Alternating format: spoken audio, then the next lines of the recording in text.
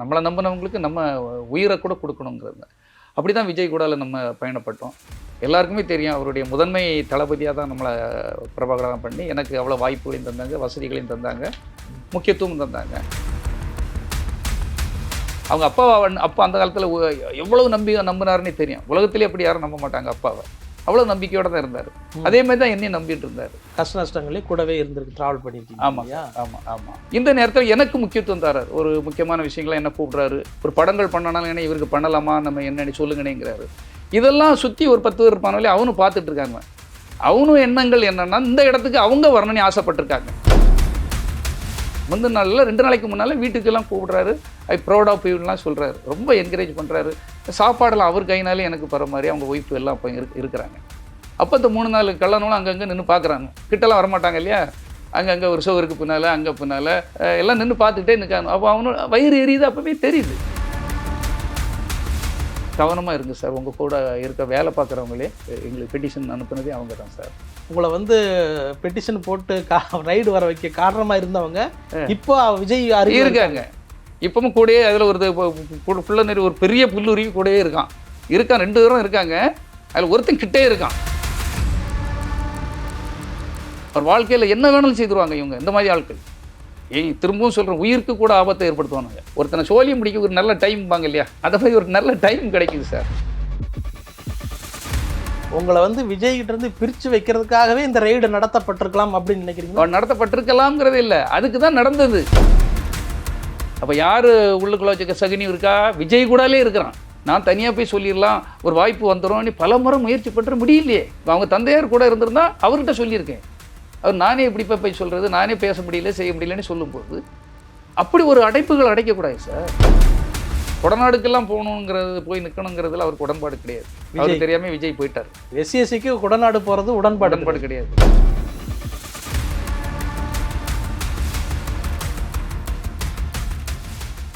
வணக்கம், இது வாவ் தமிழா. நம்மோடு புலி படத்தின் தயாரிப்பாளர் திரு பிடி செல்வகுமார் அவர்கள் இருக்காங்க. இன்றைக்கு விஜய் அவர்கள் வந்து மிகப்பெரிய ஒரு அரசியல் சக்தியாக தமிழகத்தில் வலம் வந்து கொண்டிருக்கிறார். இவருடைய ஆரம்ப கட்ட திரைப்படங்கள் முதல் கிட்டத்தட்ட 27 வருஷமாக வந்து விஜயோடே இருந்து விஜய்க்கு ஒரு அரசியல் நம்பிக்கையை கொடுத்து மக்களை நாமளும் ஜெயிக்கலாம் அப்படிங்கிற ஒரு விதையை ஊன்றியவர் அப்படி என்று சொல்லலாம்.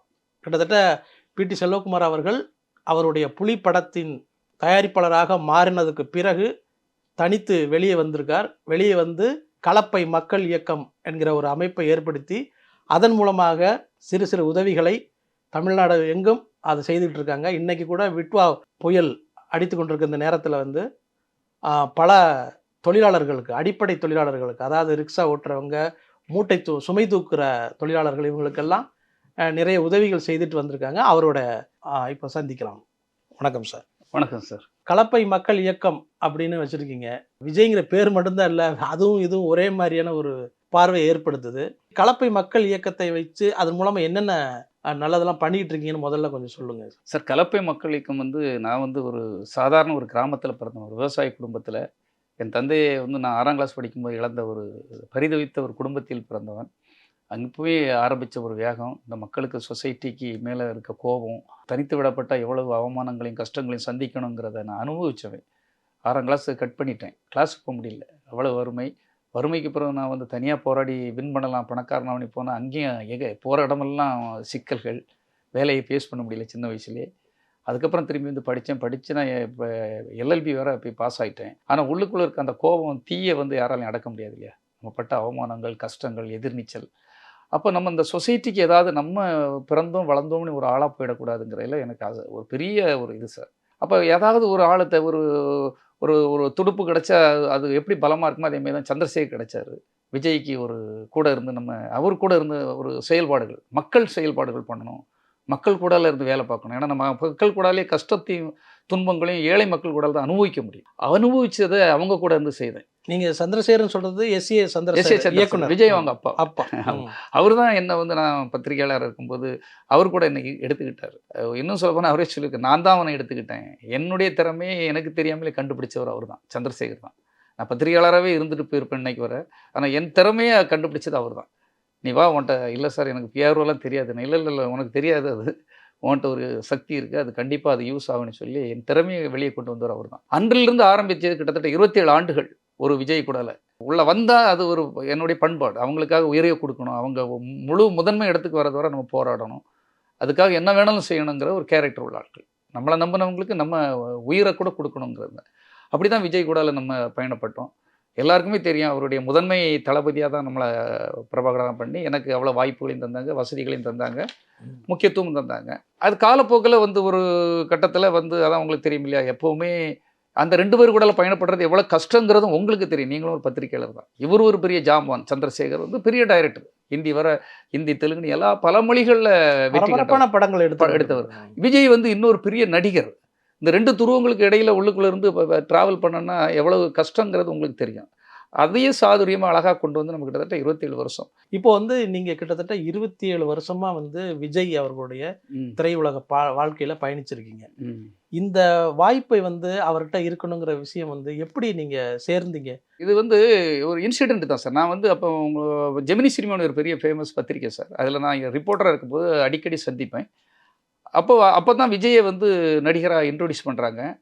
அந்த நட்பு எங்களுக்குள்ள நல்லா போயிட்டு இருக்கும்போது விஜய்க்கு ஒரு பிஆர்ஓ மேனேஜர் போடணும்னு அவருக்கு நல்ல ஒரு ஆசை, யாரை போடலாம் அப்படின்ட்டு. அப்போ என்னுடைய துருன்னு இருப்பேன் சார், ஓடுவேன் செய்வேன் சார், அப்படி பயங்கரமாக துருன்னு இருக்கிறத பார்த்துட்டு விஜய்க்கு பிஆர்ஓ பண்ணுறேன் அப்படின்னாலும், இல்லை சார் நான் பத்திரிகை எழுத்து, எனக்கு பிஆர்ஓ தெரியாது சார். இல்லை உங்களுக்கு தெரியும், உங்களுக்குள்ள ஒரு இது இருக்குது, நீங்கள் கண்டிப்பாக செய்வீங்க, யோசனை பண்ணி சொல்லுங்கன்னாரு. அடுத்த நாள் போய் சொன்னேன், சரி சார். எல்லாருக்கிட்டே சொல்லும்போது நல்ல அவர் பெரிய டைரக்டரு, அவர்கிட்ட போய் இப்படி சொல்லிட்டு அடுத்த நாள்லே ஜாயின் பண்ணிட்டேன். அதுலேருந்து அந்த என்னுடைய பயணம் அது வந்து அவருக்காக உழைக்கணும், அவர் நம்பர் 1க்கு வரணும், விஜய்க்காக விஜயை வந்து முதல் இடத்துக்கு கொண்டு வரக்கு நம்ம போராடணும். நிறைய அவமானங்கள் அப்போ உண்டு. நீங்கள் சேர்ந்ததுலேருந்து எந்த படம் தொடங்குச்சு? நாளை தீர்ப்பு முடியும் சேர்ந்துட்டேன் சார். நாளை தீர்ப்பு முடியுமோ ஒரு பெரிய தடுமாற்றத்தில் இருந்தாங்க. அப்பவுமே நான் அவர் கூட டிஸ்கஷனுக்கு போவேன். சரி. ஆனால் பிஆர்ஓ இல்லை. அந்த படம் தடுமாறி கொஞ்சம் ரிலீஸ்லாம் கொஞ்சம் இது ஆகின போது நான் உள்ள ஜாயின் பண்ணிட்டேன். எனக்கு வேணும் அப்படின்னாங்க, கரெக்டாக போய் ஜாயின் பண்ணிட்டேன். அவர் என் மேலே ஒரு வச்சிருக்க நம்பிக்கை, அவர் மேலே நான் வச்சிருக்க நம்பிக்கை எந்த வகையிலையும் இன்னைக்கு வர அது என்ன எனக்கு ஒரு ஒரு முதலாளின்னா எஸ்.ஏ. சந்திரசேகர் தான். விஜய் அவருக்காக வேலை பார்த்தேன். அப்போ அவருக்கு மனசு கோணக்கூடாதுன்னு இன்னைக்கு வர நான் நினச்சி இன்னைக்கு எங்கள் ட்ராவல் நல்லா தான் போயிட்டு இருக்கு சார். அதாவது விஜயோட அப்பா கூட அவரும் கூட ஒரு பத்திரிகையாளர் சந்திப்பில் உங்களை பற்றி பேசியிருந்தாரு. எங்கள் குடும்பத்துக்கு பிடி செல்வகுமார் தான் ஒரு முக்கியமான ஒரு துணையாக இருந்தார் அப்படிங்கிறத வெளிப்படையாக பேசியிருக்காரு. ஆமாம். அப்போது வந்து விஜய்க்கு வந்து நீங்கள் விஜயோடைய எல்லா கஷ்ட நஷ்டங்களையும் கூடவே இருந்திருக்கு, ட்ராவல் பண்ணியிருக்கீங்க. ஆமாம். விஜய் அவர்களுடைய ரசிகர்களுக்கு வந்து ஒருங்கிணைக்கிறதும், ரசிகர்களை வந்து அவர்களுக்கு நோக்கி வர்றதுக்கும், விஜயை நோக்கி வர்றதுக்கும் நீங்கள் ஒரு முக்கியமான காரணமாக இருந்ததா சொல்கிறீங்க. அவருக்கு வந்து பத்திரிகைகள் நடத்திருக்கீங்க. முதல்ல விஜயோட பெயர்ல கிட்டத்தட்ட 9 பத்திரிகைகள் நடந்தது. இது எப்படி சாத்தியமாச்சு, அது எப்படி நடந்ததுன்னு சொல்லுங்க சார். இப்போ ஒரு நடிகர் அப்போ வந்து உங்களுக்கு தெரியும் பிரிண்ட் மீடியா மட்டும்தான். இப்போ அவருக்கு நான் ஒரு எழுத்தாளனாக இருந்ததுனால ஒரு எழுத தெரியும். அப்போ வந்து நான் ஒரு பிஆர் இருக்கும்போது என் ஹீரோ எப்படியாவது வளரணும், என் ஹீரோவை பற்றி நல்ல செய்திகள் போய் பப்ளிக்கில் பாமர மக்களுக்கு போய் சேரணுங்கும் போது பத்திரிகை எல்லா பத்திரிகையிலையும் எல்லா நியூஸையும் போட மாட்டாங்க. இப்போ அவர் பெரிய வள்ளல் தன்மை பண்ணுறாரு, பெரிய பப்ளிக்கில் இறங்கி சாகசம் பண்ணுறாரு, அது இதுன்னு எல்லா பத்திரிக்கையிலும் அதை போட மாட்டாங்க. ஏன்னா அவர் வளர ஸ்டேஜ். அப்போ இதை வந்து பாமர மக்களுக்கு கொண்டு போய் சேர்க்கணும்னு ஒரு எண்ணத்தில் தான் நான் பத்திரிக்கை ஆரம்பிக்கிறேன். அது என்னுடைய ஒரு இது, நம்ம ஹீரோவை பண்ணிட்டு கிராமப்புற மக்களுக்கும் போய் ரீச் ஆகணும். அப்போ எப்படி பத்திரிகைகள் வாங்கி போவாங்க, நல்ல ப்ளோப்பு அது இதெல்லாம் போட்டால். அப்போ இந்த மாதிரி சேனல்கள் எதுவுமே கிடையாது, டிஜிட்டல் கிடையாது, சேனல் கிடையாது, எந்த ஒரு விஷுவல் மீடியா கிடையாது சார். அப்போ இந்த பிரிண்ட் மீடியா மூலமாக போயிட்டு சேர்க்கணுங்கிறக்காக தான் விஜய் ரசிகன், பிரியமுடன் விஜய், என்றென்று விஜய், தளபதி விஜய், அவரை சார்ந்தே உள்ள நியூஸுகளெல்லாம் பப்ளிக் ஒவ்வொரு விதமாக நான் தான் நடத்துகிறேன்னு கூட தெரியாது. ஆனால் எல்லா சிட்டிலையும் கிடங்க அவருடைய புக்கு. ஆனால் அந்த புக்கை கொண்டு சேர்த்தது நம்ம. கிட்டத்தட்ட ரஜினிகாந்த் அவர்களுக்கு இதே மாதிரி புத்தகங்கள்லாம் வந்து ரஜினி ரசிகன் ஒரு புத்தகம் பெரிய பிரபலமாக இருந்தது. ஆமாம். அதுக்கப்புறம் ஒரு தனி நடிகருக்கு வந்து புத்தகங்கள் வெளிவந்தது அப்படின்னா அது விஜய்க்கு மட்டும்தான். விஜய்க்கு தான். அது நீங்கள் தான் நடத்தி, அது முழுக்க நம்ம தான் நடத்தினோம் சார். ஏன்னா விஜய்க்கான ஒரு செய்திகளை கொண்டு சேர்க்கணும். அதாவது அவர் எங்கே போனார், அவர் எங்கே இருக்கார், அவர் ஃபேமிலி என்ன, அவர் தினசரி ஆக்டிவிட்டீஸ் என்ன, அவர் செய்கிற தொண்டுகள் என்ன, ரசிகர்கள் கூட அவர் எப்படி இருக்கிறாரு, அவர் கூட எப்படி புகைப்படம் எடுக்கிறாரு, எல்லா விஷயத்தையும் அதில் கொண்டு ப்ரெசென்ட் பண்ணிடுவோம் சார்.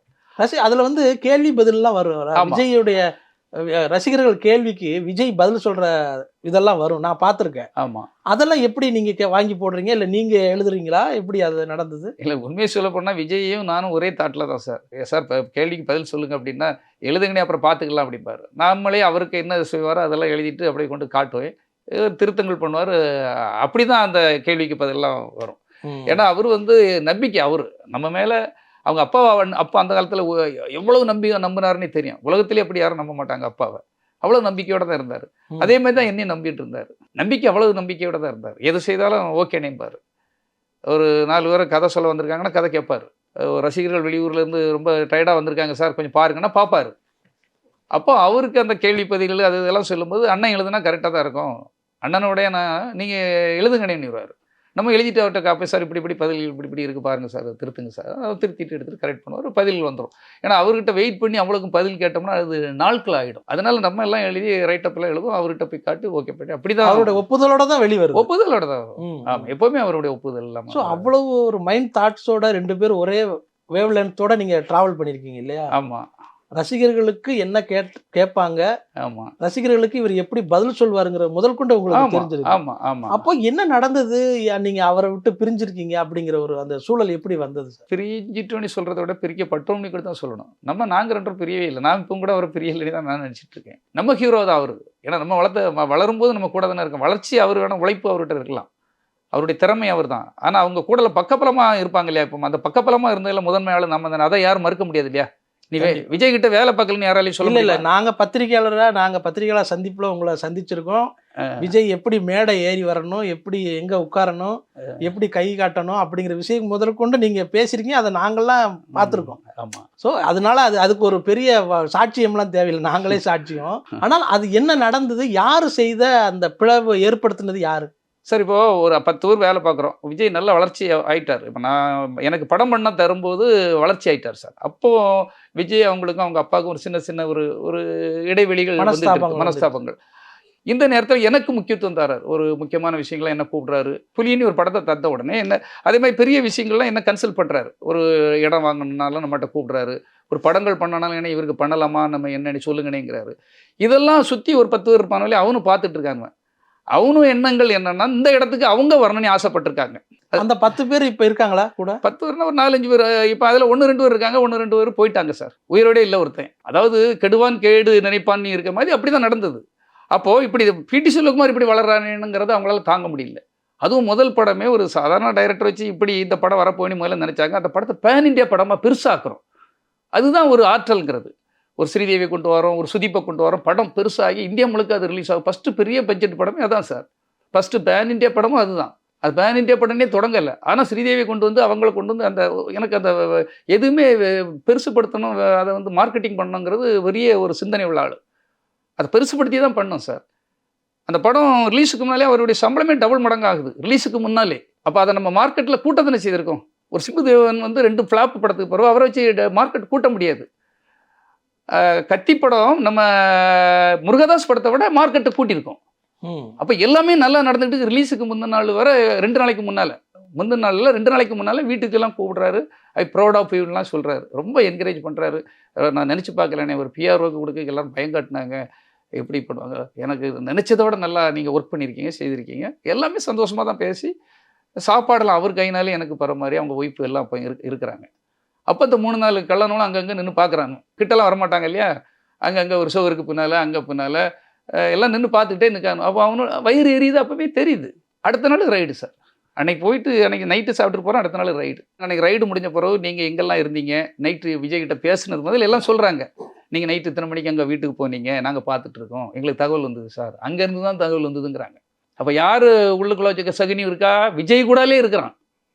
இப்போ விஜய் தானே மாட்டுறாரு சார். ரைடு கணக்கில் அது வேறு விஷயம். ஆனால் கூட இருந்துட்டு குழி பறிக்கிறவங்க எங்கே எப்படி இருக்கிறாங்க பாருங்கள். அவங்க சொல்கிறாங்க சார், நீங்கள் வீட்டுக்குள்ளே போகிறது முதல் எங்களுக்கு தகவல் தெரியும் சார், நீங்கள் நுழையிறது, வெளியே வாரது, நீங்கள் போயிட்டுருக்குது, காலையில் நீங்கள் எங்கே எழும்பி எங்கே போயிட்டு உங்கள் வீட்டை நாங்கள் எப்படி இது உள்ள இறங்குறோம், எல்லாமே நைட்டு அவங்க சொல்கிறாங்க முடிச்ச. சரி, அந்த ரைடில் வந்து என்ன நடந்தது? இல்லை, ரைடுனா எங்களுக்கு நாளைக்கு படம் ரிலீஸ்னால் இன்றைக்கி சார் டிஸ்ட்ரிபியூட்டர் வர மாட்டான். ரைடு நடந்தால் எவனா வருவானா? எந்த தியேட்டருக்காரனா வருவானா? நல்ல ஒரு லாஜிக்காக நினச்சி பாருங்கள். நாளைக்கு படம் ரிலீஸு, இந்த டைம் வர ரைடு, நைட்டு 9:30 வரை ரைடு போயிட்டுருக்கு. ரைடு முடிஞ்ச உடனே எங்கள் வீட்டில் ஒன்றுமே இல்லை. அப்போ தான் அவங்க ஃபீல் பண்ணி சொல்கிறாங்க, என்ன சார் இவ்வளவு பாவம் உங்கள் ஒய்ஃபு இப்போ எல்லாருமே எங்கள் வீட்டில் எங்கள் ஒய்ஃபுடைய தம்பி பிரதர் எல்லோரும் இருக்காங்க. என்ன இல்லாமல் சொல்லி எங்களுக்கு பெட்டிஷன் கொடுத்தாங்க சார், அவ்வளோ பணம் வச்சு பண்ணாங்க செய்தாங்க, இவ்வளோ பணம் இருக்குது அப்படி இப்படிலாம் சொன்னாங்க. ஒன்றுமே இல்லையே சார். அவங்களுக்கே ஒரு மாதிரி ஆயிடுச்சு. டீ குடிச்சிட்டு இப்போ சாயங்காலம் நைட்டு 9 மணிக்கு எல்லாம் எல்லாம் இதுன்னுட்டு எழுதிட்டு போகும்போது சொல்கிறாங்க சார், கவனமாக இருங்க சார், உங்கள் கூட இருக்க வேலை பார்க்குறவங்களே பொறாமையில் எங்களுக்கு பெட்டிஷன் அனுப்புனதே அவங்க தான் சார். உங்களை வந்து பெட்டிஷன் போட்டு ரைடு வர வைக்க காரணமாக இருந்தவங்க இப்போ விஜய் இருக்காங்க. இப்பவும் கூடயே அதில் ஒரு குள்ளநெறி ஒரு பெரிய புல்லுருவி கூடயே இருக்கான். 2 பேரும் இருக்காங்க. அதில் ஒருத்தன் கிட்டே இருக்கான். சமீபத்து பேட்டியில் கூட நீங்கள் வந்து அவரை சுற்றி ஒரு பெரிய சகுனி கும்பல் இருக்குன்னு சொன்னீங்க. ஆமாம். அப்போ அந்த சகுனி கும்பல் யாருன்னு உங்களால் வெளிப்படையாக சொல்ல முடியும்? சொல்ல சார் சொல்லுவோம் சார். அதையும் சொல்ல மாட்டேன்னு நான் சொல்லலை, சீக்கிரம் சொல்லுவோம் சார். அவர் இதை வச்சு அது அலர்ட் ஆகணுங்கிறத இதை எப்படியும் பார்ப்பாரு. கொஞ்சமாவது ஒரு விழிப்புணர்வு வரும்ல. நம்ம வந்து ஒரு கூடயே கையவர்களே கூடயே தண்ணிக்குள்ளே நீந்திக்கிட்டு இருக்கோம், உள்ளுக்குள்ளே முதலைகளும் சுற்றிக்கிட்டு இருக்குங்கிறது அவருக்கு தெரியணும்ல. எப்போ வேணாலும் கவ்விடும் அப்படின்ட்டு அது தெரியணுங்கிறக்காக தான் சொன்னேன் சார். அவர் பாதுகாக்கணும்ல. ஏன் ஹீரோ சார், நான் லவ் பண்ண ஹீரோ, அவர் நல்ல வரணும்னு நேசித்த ஒரு முதன்மை ஆள் சார். அப்போ அவர் வந்து இப்படி பாதுகாப்பற்ற இடத்துக்குள்ளே இருக்காருங்கிறது அவருக்கு தெரியணுங்கிற காரணத்துக்காக தான் இதை சொன்னேன். இதை சொல்லாமல் எப்படி சார் நான் இருக்க முடியும் சொல்லுங்கள்? நான் தனியாக போய் சொல்லிடலாம், ஒரு வாய்ப்பு வந்துடும், பல முறை முயற்சி பண்ணுற முடியலையே. இப்போ அவங்க தந்தையார் கூட இருந்திருந்தா அவர்கிட்ட சொல்லியிருக்கேன். அவர் நானே இப்படி போய் சொல்கிறது, நானே பேச முடியல செய்ய முடியலன்னு சொல்லும்போது அப்படி ஒரு அடைப்புகள் அடைக்கக்கூடாது சார். திடீர்னு வந்த ஆட்கள் ஒரு திடீர் பழக்கம் உள்ளவங்க, உங்களுக்கு 3வது ஆட்கள்னா பரவாயில்ல, நாங்கள் உங்கள் கூட இருந்தவங்க. அப்போ என்ன நடந்தது என்ன இதுன்னு தெரிஞ்சிருந்தா அந்த உண்மைகளே சொல்லிட்டு நம்ம வெளியே வந்திருப்போம், கூட இப்படி இருக்காங்க சார் அப்படின்ட்டு. இப்போ இதை விட்டால் வேறு வழி இல்லைங்கிறதுக்கு தான் சொன்னேன். இதை கூட தப்பாக போய் போட்டு விட்டுருப்பாங்க எனக்கு தெரியும். ஆனால் உண்மையிலே அவர் நல்லதுக்காக தான் சொன்னேன். நாளைக்கு அவர் விழிப்புணர்வோடு இருக்கணும். அவர் வாழ்க்கையில் என்ன வேணாலும் செய்துருவாங்க இவங்க, இந்த மாதிரி ஆட்கள். திரும்பவும் சொல்கிறேன், உயிருக்கு கூட ஆபத்தை ஏற்படுத்துவானுங்க. அதனால தான் கவனமாக இருங்க சார். உங்கள் வாழ்க்கை முக்கியம், உங்கள் உயிர் முக்கியம், உங்கள் நல்வாழ்வு முக்கியம். நீங்கள் சிஎம் ஆகணும். நான் பார்த்துருக்கேன், தம்பி தம்பின்னு கூப்பிட்டுட்டே இருப்பீங்க. ஆமாம் அண்ணன் உங்களுடைய தகவலுக்காகவும் உங்களுடைய பார்வைக்காகவும் உங்களுடைய கட்டளைக்காகவும் விஜய் தயங்கி நின்றுட்டு ஒவ்வொரு வேலையும் பண்ணிட்டு இருப்பார். நாங்கள் மேடையிலே பார்த்துருக்கோம். ஆனால் இன்னைக்கு அவருடைய உயிருக்கு ஆபத்து வர்ற மாதிரி ஒரு எச்சரிக்கை நீங்கள் சொல்கிறீங்க. ஆமாம். அது அவர் எப்படி எடுத்துக்குவார்னு நினைக்கிறீங்க? அவர் எடுத்துக்கிட்டது இப்போவும் அதான் தான் சொல்கிறேன் சார். ட்விஷ் பண்ணுறது வேறு சார். சார் இப்போது 2 விதமாக வந்து நீங்கள் இப்போ வெளியே வந்து இருக்கீங்க சார், என்ன பார்க்கக்கு என் அசிஸ்டண்ட் எப்படி வந்து சொல்லலாம், சார் பாவம் உங்களை பாம்போல் வந்திருக்கார் சார், ஏதோ பேசுமா முக்கியமாக சார், உங்கள்கிட்ட ஏதோ டொனேஷன் வாங்க வந்திருப்பார் போட்டுக்கணும் இப்படின்னு சொல்லிடலாம். உங்கள்கிட்ட டொனேஷன் உடனே பயந்துருவேன். டொனேஷனை இல்லைன்னு சொல்லியிருக்கேன், எதுக்கு வரான் அப்படிங்கிற அப்படி 2 விஷயம் தான் சார். ஏதோ கோயில் திருவிழாவுக்கு டொனேஷனுக்கு ஏதோ அவருக்கு சரியில்லை சார் ஆள் அப்படின்ட்டு சொல்லிட்டு ஒரு வார்த்தை சொல்லிட்டா போகும் சார், அங்கே முடிஞ்சு சார், நம்ப ஆரம்பிச்சிட்டாங்கன்னா. இப்படி தான் சார் நடந்தது. இப்போ நான் படம் ரிலீஸ் ஆன பிறகு அந்த படத்தினால அவருக்கு எந்த பிரச்சனையும் கிடையாது சார். இருந்து பேசினா தானே, அப்படியே பிரச்சனை இருந்தால் சரி பண்ணுறது தானே. எவ்வளோ பிரச்சனைகளை சரி பண்ணியிருக்கோம், எவ்வளோ தோல்வி படங்களை அவரும் பார்த்துருக்காரு. எத்தனை சிக்கல்களை நம்ம தானே இருந்து சரி பண்ணியிருக்கோம். சரி பண்ணாது ஒன்றுமே கிடையாது சார், மனுஷன் தானே சார். அப்போது வெளியில் சொல்கிற மாதிரி புலி படத்துடைய தோல்வி தான் உங்களை வந்து அவர் விலக்கி வைக்கிறது காரணம் அப்படிங்கிற வெளியில். தோல்விக்கு முன்னாலே நம்ம வெளியே அன்னைக்கே பேச முடியல சார். இப்போ படம் ரிலீஸுக்கு முன்னாலே ரிலீஸை ஒட்டி திட்டம் போட்டுட்டாங்களே. இப்போ இன்கம் டேக்ஸ் ரைடோடே க்ளோஸ் பண்ணுறதுக்கு பிளான் பண்ணிட்டாங்க சார். அதை சொல்லி சொல்கிறதுக்கு வாய்ப்பு கிடைச்சிக்கல. பேச முடியாது, ஃபோன் எடுக்க முடியாது, இப்போ நானும் ஃபோனை போட முடியாது. அப்போ அந்த ஒரு டைம் கிடைக்குது அவங்களுக்கு. அழகா ஒருத்தனை சோழி முடிக்க ஒரு நல்ல டைம் பாங்க இல்லையா, அதை போய் ஒரு நல்ல டைம் கிடைக்குது சார். அதை பண்ணுவேன், ராமணி ஒருத்தன் எல்லாம் பண்ணுவெல்லாம் இருந்தாலும் போனானே தெரியாது. ஆனால் ஒருவேளை உங்களை வந்து விஜய்கிட்ட இருந்து பிரித்து வைக்கிறதுக்காகவே இந்த ரைடு நடத்தப்பட்டிருக்கலாம் அப்படின்னு நினைக்கிறீங்க? நடத்தப்பட்டிருக்கலாம்ங்கிறது இல்லை, அதுக்கு தான் நடந்தது. வெளியே வேணா ரைடு விஜய்க்கு அப்படின்னு இந்த விஷயமே பிடி செல்வகுமார் இந்த அளவுக்கு வளர்ந்துட்டாரு. இந்த சிக்கல்கள்லாம் உருவாகுனா விஜய்க்கு அவர் மேலே கோபம் வரும், வெறுப்பு வரும். அந்த வெறுப்பை உருவாக்கணும், இது மூலமாக அவரை சந்திக்க விடாமல் தடுக்கணும். நான் என்ன பாவம் சார் சரி, படத்தை கரெக்டாக தானே எடுத்தேன், படத்தை கரெக்டாக தானே மார்க்கெட்டிங் பண்ணேன். அவரே தானே சொன்னார், யாருமே குறை சொல்ல மாட்டாங்க மார்க்கெட்டிங்கில். படம் ஒரு சுமாராக போச்சுன்னா யார் சார் என்ன பண்ணுறது? அதை பற்றிய டாபிக் இல்லை சார். படத்தை ரிலீஸ் பண்ணிட்டோம் இல்லையா கஷ்டப்பட்டு. சரி, அதில் ஏதாவது சிக்கல்னா சிக்கலை ஃபேஸ் பண்ண முடியாதா? நானே ஃபேஸ் பண்ணி வெளியே வந்துட்டேன் சார். எவ்வளோ சிக்கல்கள் இன்றைக்கி வர அந்த இன்கம் டேக்ஸ் ரைடு பிரச்சனையில் இன்னும் சிக்கல்கள் இருக்குது. உங்களுக்கு எவ்வளோ பெரிய ஆள் சார் நீங்கள். நான் ஒரே படம் தானே இது மூலமாக நான் எனக்கு ஒரு ஆசைகள் பாசங்கள், இந்த படத்து மூலமாக எங்கேயோ போயிடணும், நம்மளை ஒரு பெரிய இடத்துக்கு போயிடணும் தானே ஆசைப்பட்டு தானே நானும் இருப்பேன், மனுஷன் தானே சார். இப்போ நீங்கள் வந்து அதை பிறகு பல மடங்கு ஜம்ப் பண்ணி மேலே போகிறீங்க. நீங்கள் பெரிய ஹீரோ ஆகிட்டீங்க, பெரிய ஹீரோ, உங்களுக்கு பெரிய இடம் வந்துடுச்சு. ஆனால் நான் என்ன செய்வேன்? இப்போ நானால வேற தொழிலுக்கு போனேன், அதை பண்ணேன், இதை பண்ணேன், பண்ணிட்டு இருக்கிறேன் சார். ஃபேஸ் பண்ணுறேன். வேற ஒருத்தன்னா நான் அவரை குறைய சொல்லலை சார். எப்படி தடுத்துட்டாங்கங்கிற அந்த ஒரு வேதனை இருக்குமா இருக்கா சார்? நான் வளர்ந்து கண்டிப்பா கண்டிப்பா ஒரு பெரிய ஹீரோ, அவர் கூட இருந்து நம்ம எல்லாமே பண்ணலாம். இவ்வளோ காலம் கஷ்டப்பட்டுருக்கோம், இவ்வளோ நாளும் போராடி இருக்கோம். அவங்க அப்பா தெரியும், ரொம்ப சிக்கனவாதி. அவர்கிட்ட இருந்தெல்லாம் ஒரு காசு 5 பைசா யாராலையும் எதுவும் பண்ண முடியாது. எல்லாருக்கும் தெரியும். சந்திரசேகர். ஆமா. ஆனா நமக்கு மரியாதை தருவாரு. அந்த மரியாதைக்காக நம்ம அவ்வளோ கூடல இருந்தோம். இனியாவது ஒரு கட்டத்தில் அவர் பெருசா பாருங்க. நீங்க சம்மந்தமும் இல்லாமலாம் அவ்வளோ பெருசா சம்பாத்தியம் பண்ணியிருக்காங்க, இவ்வளோ பெருசா சம்பாத்தியம் பண்ணியிருக்காங்கன்னு சொல்றாங்க கூட இருந்து. அப்போ நம்ம அவ்வளோ உழைச்சிட்டு நம்மளால அது பண்ண முடியல சார். ஒரு பழத்தை கஷ்டப்பட்டு ஒரு மரத்தை வளர்த்து அந்த மரம் வந்து காயாகி, கனியாகி, பூவாகி நல்ல பழுத்து இருக்கும்போது நல்லா அதை நம்ம அதை வந்து அந்த பழத்தை பறித்து நம்ம நல்லா சுவைக்கலான்னு இருக்க நேரத்தில் வேற யாரெல்லாமும் வந்து பறித்து தின்னுட்டு அதை வந்து நான் குருவி, பறவைகள், அணில், நீல், குரங்குலாம் வந்து கத்து இதை எடுத்து தின்னுட்டு இருக்கும்போது நம்ம தண்ணி ஊற்றி நம்ம கூட இருந்து வளர்த்தவனுக்கு எப்படி சார் இருக்கும் மனவேதனை? நம்மளும் அதில் இருக்கலான்னு தானே சார் ஆசை வரும். எனக்கு ஒரு சின்ன கேள்வி வருது. அதாவது கூடவே இருந்து நீங்க வளர்த்துறீங்க, அது நான் பத்திரிகையாளர்கள் எல்லாருக்கும் தெரியும். ஆனால் உங்களை நோக்கி ஒரு ரெய்டு வருது. இதே சமயத்துல விஜய்க்கும் ஒரு ரெய்டு நடந்தது. அதிகாரியா இருந்தவர் IRS அருண்ராஜ் அவர்கள். ஆனா இப்ப அவர் வந்து கட்சியில இருக்காரு. இதை எப்படி நீங்க பாக்குறீங்க? இந்த நாட்டில் என்ன நடக்குது, எதுக்கு நடக்குன்னே கூட கண்டுபிடிக்க முடியாது சார். எதுவுமே ஒரே மர்மம். என்னமோ நடக்குது உலகத்திலேன்னு ஒரு பாட்டு கூட வரும். ஒண்ணுமே புரியல, மர்மமா இருக்குது. இதுதான் சார். இப்போ நான் சொல்றேன், கூடவே இருக்கவன் இப்போ தான் நான் சொன்னதுனால நிறைய பேருக்கு தெரிஞ்சு அப்படியான்னு இப்போ அதிர்ச்சியில் கேட்குறாங்க. அவங்க மூலமாக இப்படி நடந்ததுன்னா இப்போ இது வேற வழி இல்லை. இப்போ எனக்கு ஹார்ட் அட்டாக் வந்தது சார். நான் உயிர் போயிருக்கோம்னா இந்த உண்மை தெரிஞ்சிருக்கா இல்லையா? அப்போ இந்த உண்மையை உங்களுக்கே தெரிஞ்சிருக்காதே. ஆமா ஆமா. இந்த ரைடுக்கு கூட இருந்தவனாலே காரணங்கிறது எப்படி நீங்க இப்ப சொன்னதுக்கு அப்புறம் தான் நமக்கு தெரியுது இல்லையா? அப்போ எதுவுமே தெரியாம எதுவுமே சொல்லக்கூடாது, எதுவுமே தெரியக்கூடாது, எல்லாமே மறைச்சிக்கிடணும் அப்படிங்கிறது கிடையாது சார். எல்லாத்துக்கும் சில உண்மைகள் தெரிஞ்சுதான் ஆகணும். இப்போ நான் சொல்றேன், அந்த உண்மையை யார் சொல்லுவா? இந்த புலி படத்துல வந்து விஜய் ஸ்ரீதேவி கூட அவர்கள் ஏதோ பிரச்சனை வந்ததாக விஜய்க்கு உதவி ஹெல்ப் பண்ணாராமா உங்களுக்கு? ஸ்ரீதேவி வந்து அவங்க காரணம் நடிச்சாங்க, செய்தாங்க. அவங்க வந்து நல்லா கோஆப்ரேட் பண்ணாங்க. அவங்க அவங்களுடைய படம் 16 வயதுலாம் கிட்டத்தட்ட நான் வந்து ஒரு 30 முறையாக பார்த்துருப்பேன்னு சொல்லியிருப்பேன். பாரதி ராஜா சார் படத்தில். அப்போ சொல்லியிருக்கேன், கதை அவங்ககிட்ட போய் பார்க்கும்போது மை ஃபேன் அவங்க சொல்லியிருக்காங்க. சினிமாவில் வந்து அவங்க வந்து ஒரு பெரிய லெஜெண்ட்ல சார். அவங்கள வந்து திருப்பி வரக்கு காரணம் ஏதோ சம்திங் விஜய் மேலே உள்ள கிரேஸு, நாங்கள் பண்ண அப்ரோச்சு, அவங்களுக்கு எல்லாமே நல்லது பண்ணனால திருப்பி அவங்க திரும்ப எந்த படத்துக்குமே வரல. ரஜினி, கமல் கூப்பிட்டே வரல. அப்போ அது அப்ரோச். ரஜினி, கமல் ஸ்ட்ரைட்டாக கூப்பிட்ட பிறகு கூட அவங்க இங்கே ரீஎன்ட்ரி வரல. நமக்கு வந்தாங்கன்னா அவங்க அவ்வளோ அழகாக நாங்கள் இது பண்ணோம், நல்லபடியாக பண்ணி கொடுத்தாங்க சார். அதில் எந்த குறையும் கிடையாது. இப்போது நீங்கள் விலகுனது ஒரு பெரிய அதிர்ச்சியாக இருந்தாலும் விஜய் அவங்க அப்பாவே விலக்கி வச்சதுங்கிறது ஒரு பெரிய அதிர்ச்சியாக இருந்தது. அவங்க 2 பேருக்கு என்னதான் நடந்தது, என்ன பிரச்சனை அவங்களுக்கு? இப்பவும் சொல்கிறேன் சார், நான் விலகுன அவர் என்ன விலகிட்டாருன்னு சொல்லலை, நான் விலகிட்டேன்னு இப்போ வர சொல்லலை. உண்மையை சொல்ல போனால் இதுதான் உண்மை. அவர் என்ன விலகிக்கிட்டேன்னு எங்கேயாவது சொல்லியிருக்காரு, எனக்கு லெட்டர் தந்திருக்காரு, இன்னைக்கு வர எதுவுமே கிடையாது. ஒரு சூழலில் சந்திக்கிறதுல ஒரு இது இருந்தாலும் நம்ம ஒரு தன்மான உள்ள ஆள் சார். நம்ம ஒரு சாதாரண ஆள் தானே, ஒரு பத்திரிக்கை யாராக இருந்தாலும். அப்போ நமக்கு ஒன்றும் நம்மளை சரி ஏதோ அவங்களுக்குள்ள ஏதோ ஒரு சின்ன இது வேலை நடக்குது. அப்போ நம்ம அழகாக நம்ம டிப்ளமேட்டிக்காக நம்ம ஒதுங்கி நம்ம வேலையில பார்ப்போம்.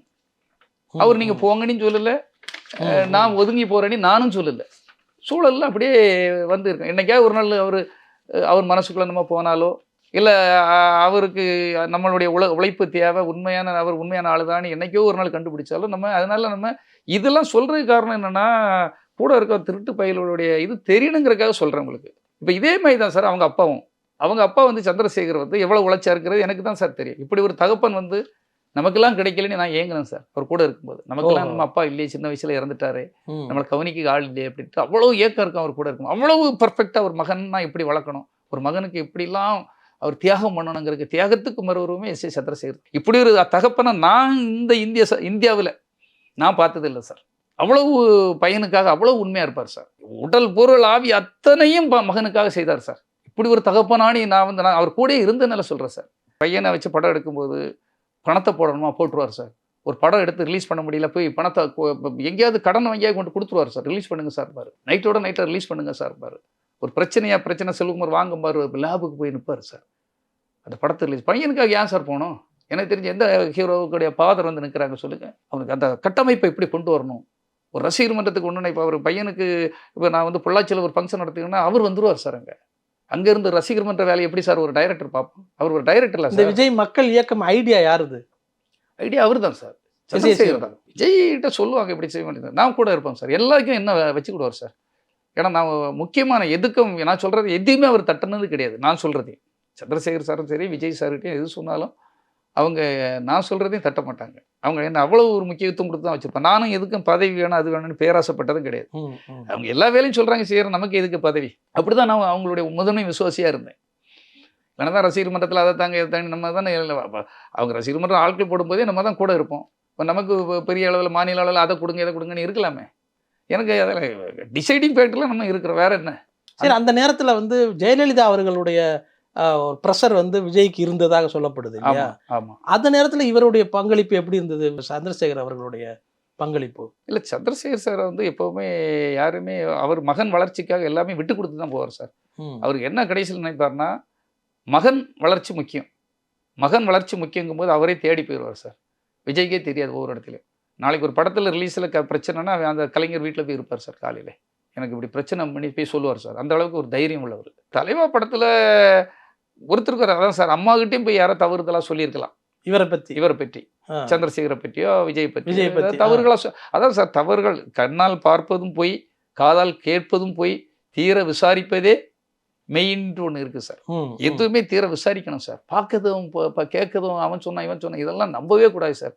அந்த விஷயத்தில் அம்மா வந்து சம்மந்தம் இல்லாமல் இவர் ஏதோ மேடையில் பேசினா டைம் டு லீடு இதெல்லாம் பார்த்துட்டு டைம் டு லீடு அதை நான் வந்து அணில் உதவின மாதிரி உதவுன கட்சி இல்லை எல்லாமே ஏதோ ஒன்று நினச்சிட்டு அவங்க மேலே ஒரு இது.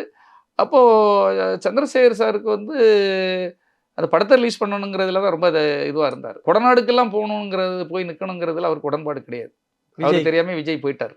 ஓ, எஸ்சிஎஸ்சிக்கு கொடநாடு போகிறது உடன்பாடு கிடையாது. ஆனாலும் அவர் எப்படி அவருக்கு சொல்லாமல் கிளம்பிட்டாரா? சரி, பையன் அவருக்கு படம் தானே சார், அவரும் பெரிய இதுக்கு வந்துட்டார்ல. தலைவா படமெல்லாம் வரும்போதெல்லாம் பெரிய லெவலுக்கு வந்துட்டார்ல சார். அப்போ எஸ்சிஎஸ்சிக்கு அதில் பெரிய எனக்கு தெரிஞ்ச அவர் கூட தானே இருக்கிற பெரிய உடன்பாடு கிடையாது. தைரியமாக நம்ம ஃபேஸ் பண்ணலாங்கிற ஒரு இதில் தான் இருந்தார். நம்ம ரிலீஸ் பண்ணலாம், எந்த பிரச்சனை வந்தாலும் நம்ம பார்த்துட்டு நம்ம ப்ரொடியூசருக்கு செட்டில்மெண்ட் பண்ணிவிட்டு நம்ம ரிலீஸ் பண்ணலாம், இப்படிலாம் அவருக்குள்ள எண்ணம் இருந்தது. ஆனால் விஜய் வந்து படத்தை ரிலீஸ் பண்ணுங்கிறதுல ரொம்ப தீவிரமாக இருந்தார். அப்போ நாங்கள் எல்லாருமே கூட இருந்து ஒர்க் பண்ணி. கொடநாட்டுக்கு எப்போ போகிறாரு அவர்? என்னைக்கு? அதை அதிகாலையில் கிளம்பி போகிறாரா? இல்லை, அவங்கள பார்க்கணுங்கிறதுக்கு அதுக்கு நைட்டே இங்கேருந்து வண்டியில் போய் காலையில் பார்க்கறதுக்கு அவர் போகிறார். பிரச்சனைகள் நடந்துகிட்டு இருக்கும் போதே அவர் அந்த அம்மாவை பார்த்தா தான் இனி படம் பிரச்சனை சிக்கல்களுக்கு ஒரு முடிவு வரும் அப்படின்னு இருக்கும்போது அவங்க ஊரில் இல்லைங்கும்போது கொடநாட்டில் இருக்காங்க உடனே அங்கேயாவது போய் பார்த்துட்டு அந்த படத்தை ரிலீஸ் பண்ணணுங்கிறது விஜயுடைய ஒரு இது.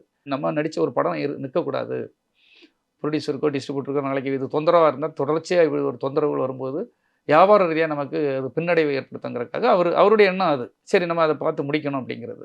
ஆனாலும் அதில் குலாப்ஸ் ஆகி கடைசியில் அதுக்கெல்லாம் ஒரு முடிவாகி மாதிரி அதை டைம் டு லீடெல்லாம் எடுத்து ஓகே ஏதோ காம்ப்ரமைஸ் ஆகி படத்தை ரிலீஸ் பண்ணாங்க சார். நானும் அதுக்கான முயற்சிகளில் பின்னால் இருந்து வேலை பார்த்தேன் சார். விஜய் அவர்களுடைய படம் வெளியாகும் போதெல்லாம் உங்களுடைய பங்களிப்பும் உங்களுடைய அந்த கொண்டாட்ட மனநிலையும் எனக்கு தெரியும், நம்ம பார்த்துருக்கோம். அப்போ இது ஆளுங்க வச்சு பெரிய இடம் நீங்கள் பார்த்து செய்யுங்க அப்படி அப்படின்னா. இல்லை சார், நீங்கள் யாராக இருந்தாலும் வர சொல்லுங்கள், நியாயத்தை பேசுவோம், நியாயத்தை பேசி முடிவு பண்ணுவோம் அப்படின்னு பெரிய தகராறாகி அப்போ அந்த ஃப்ளெக்ஸை எடுத்து மாற்றின பிறகு தான் நான் அங்கேருந்து வெளியே வந்தேன். அது பெரிய ஆர்குமெண்ட்டு தகராறு, ஃபோனில் ஓனர்லாம் வந்துட்டார். இது என்ன சொல்லுங்க, ஒரு சின்ன விஷயத்துக்கு வந்து இப்படி பண்ணுறீங்களே அப்படி இப்படிலாம். இல்லை சார், முறை என்ன அதை செய்யுங்க. அப்புறம் எல்லாமே நடந்த பிறகு விஜய்க்கு அந்த விஷயம் போய் காதுக்கு போயிடுச்சு. அப்போ விஜய் எனக்கு போகணும் எல்லாம் கேள்விப்பட்டோம்னே